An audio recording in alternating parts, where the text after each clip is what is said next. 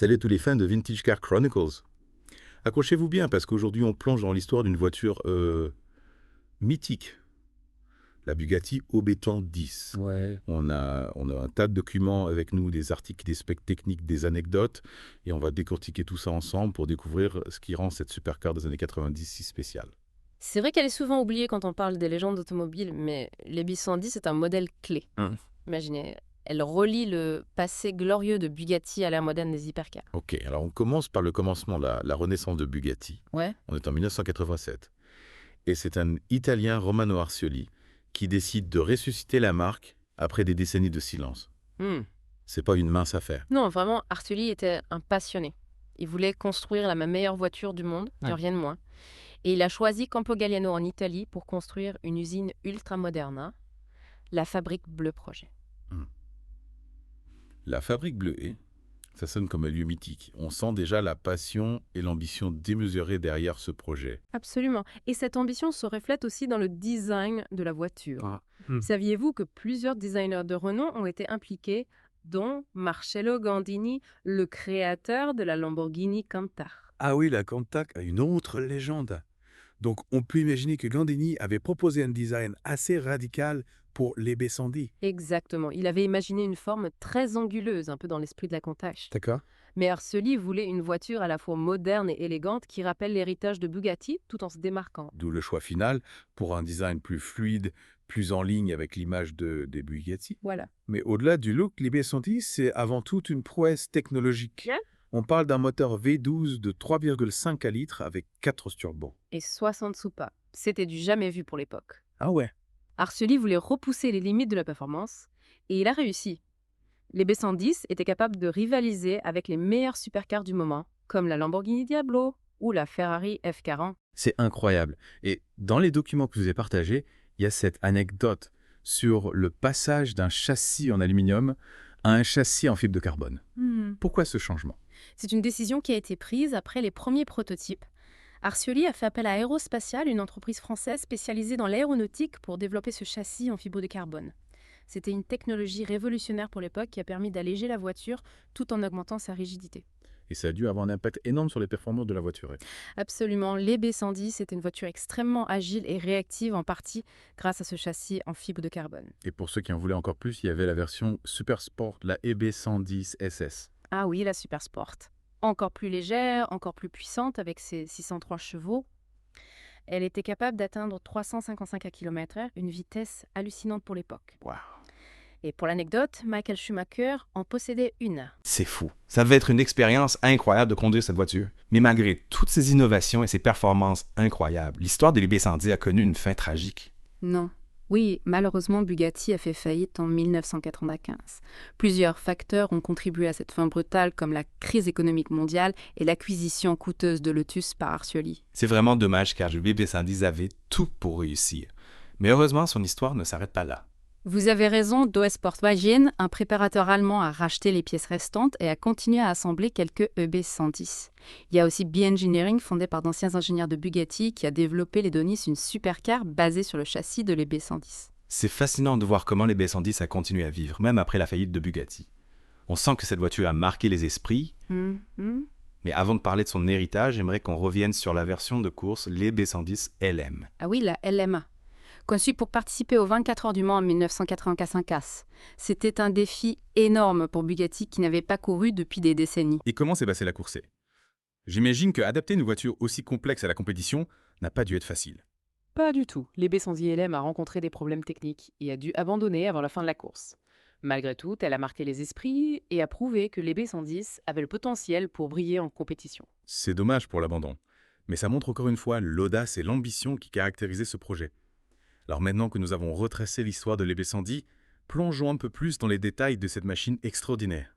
Avec plaisir. Ce qui est fascinant avec l'EB110, c'est qu'elle était en avance sur son temps. Prenons par exemple son moteur V12 60 soupapes 4 turbos. C'était une véritable démonstration de force technologique. Oui, vous avez mentionné tout à l'heure qu'Arcioli voulait la meilleure voiture du monde. Est-ce que ce moteur hors norme était la clé pour atteindre cet objectif? Absolument, ce V12 était un concentré d'innovation. La gestion électronique des turbos, par exemple, était extrêmement sophistiquée pour l'époque. Et les 60 soupes, Une première mondiale sur une voiture de série permettait au moteur de qu'à respirer plus efficacement, d'où une puissance et une réactivité incroyables. C'est comme si chaque élément de cette voiture avait été conçu pour repousser les limites. Exactement. Et cette quête de la performance se retrouve aussi dans le choix du châssis en fibre de carbone. N'oublions pas qu'on est au début des années 90. La fibre de carbone était un matériau très coûteux et difficile à travailler. Oui, c'est une technologie réservée à l'aéronautique, et à la Formula Arçelik a vraiment pris un risque énorme en choisissant ce matériau pour le B110. Un risque qui a payé. Ce châssis a permis d'alléger la voiture de manière significative tout en augmentant sa rigidité. C'est l'une des raisons pour lesquelles les B110 étaient si agiles et performantes sur la route. Et on peut dire que cette technologie a ouvert la voie à l'utilisation massive de la fibre de carbone sur les supercars modernes. C'est vrai, on voit aujourd'hui que la fibre de carbone est devenue un standard sur les voitures de sport haut de gamme. Et on peut remercier les B110 d'avoir été l'une des pionnières dans ce domaine. Tout à fait, les B110 a été un véritable laboratoire d'innovation et son influence se fait encore sentir aujourd'hui. En parlant d'influence, j'aimerais qu'on parle un peu plus de l'héritage de l'EB110. Vous avez mentionné tout à l'heure Dewey et Bay Engineering qui ont continué à faire vivre la flamme de cette voiture. Oui, c'est une histoire assez incroyable. Door Sportwagen a racheté une partie des stocks de pièces détachées et a assemblé quelques EB110. Ils ont même développé une version Super Sport Lightweight encore plus radicale. Quant à Bay Engineering, ils ont créé l'Edonis, une supercar qui reprenait le châssis de l'EB110 avec un moteur V12 encore plus puissant. C'est fascinant de voir comment la passion pour les B110 a perduré même après la disparition de Bugatti Automobili. On sent que cette voiture a marqué les esprits. Absolument. Et il ne faut pas oublier l'impact de l'EB110 sur le renouveau de Bugatti sous l'égide de Volkswagen. Même si la Veyron et la Chiron ont adopté, le DB16, on retrouve dans ces hypercars modernes l'ADN de l'EB110. La recherche de la performance absolue, l'utilisation de technologies de pointe, le design a coupé le souffle. C'est vrai, on peut voir les B110 comme un précurseur, une sorte de prototype pour la Bugatti moderne. Exactement. Et cette lignée se poursuit aujourd'hui. La quête de la performance à l'innovation technologique, le design audacieux, tout ça était déjà présent dans les B110. D'ailleurs, vous avez parlé de design. C'est un aspect qu'on n'a pas encore vraiment abordé. Comment les B110 a-t-elle influencé l'esthétique des supercars ? Les B110 a marqué un tournant dans le design automobile. Elle a introduit un style plus fluide, plus organique, qui tranchait avec les lignes anguleuses des supercars des années 80. Oui, je vois ce que vous voulez dire. Les B110 a un côté plus élégant, plus raffiné. Exactement. Et cette élégance se retrouve dans les moindres détails. Les phares escamotables, par exemple, sont un élément de design emblématique de l'EB110. Ils contribuent à donner à la voiture une allure à la fois sportive et sophistiquée. Et ces phares escamotables, on les retrouve sur d'autres supercars des années 90, comme la Ferrari 348 ou la Honda NSX.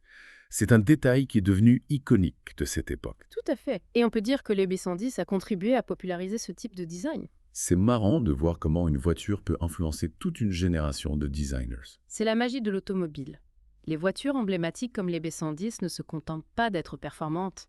Elles créent aussi des tendances, elles inspirent. Et en parlant d'inspiration, j'aimerais qu'on s'attarde un peu sur l'intérieur de l'EB110. J'imagine qu'il était à la hauteur du reste de la voiturette. Absolument, l'habitacle de l'EB110 était un mélange de luxe, de sportivité et de technologie. On y retrouvait du cuir de haute qualité, des inserts en fibre de carbone et des équipements derniers cris pour l'époque. C'est intéressant que vous parliez des fibres de carbone, car on a tendance à l'associer à la performance. Mais dans les B110, on la retrouve aussi dans l'habitacle comme un élément de design à part entière. Oui, c'est un bon exemple de la manière dont l'EB110 a contribué à démocratiser l'utilisation de la fibre de carbone. Ce matériau n'était plus uniquement réservé aux éléments techniques, il devenait aussi un symbole de luxe et de modernité. Si au niveau du confort, l'EB110 était-elle une voiture agréable à vivre au quotidien ? C'est une question intéressante. L'EB110 était une supercar, donc il ne faut pas s'attendre au confort d'une limousine, mais elle était étonnamment confortable pour une voiture de ce type. Ah bon, je pensais qu'elle était plutôt radicale, axée uniquement sur la performance. Certes, la performance était au cœur du projet, mais Arçelik voulait aussi créer une voiture utilisable au quotidien. L'EB110 disposait d'une climatisation, d'un système audio de qualité et de sièges assez confortables. C'est surprenant, car on a souvent l'image des supercars des années 90 comme des voitures difficiles à vivre au quotidien. C'est vrai que certaines supercars de l'époque étaient assez spartiates, mais l'EB110 offrait un bon compromis entre performance et confort.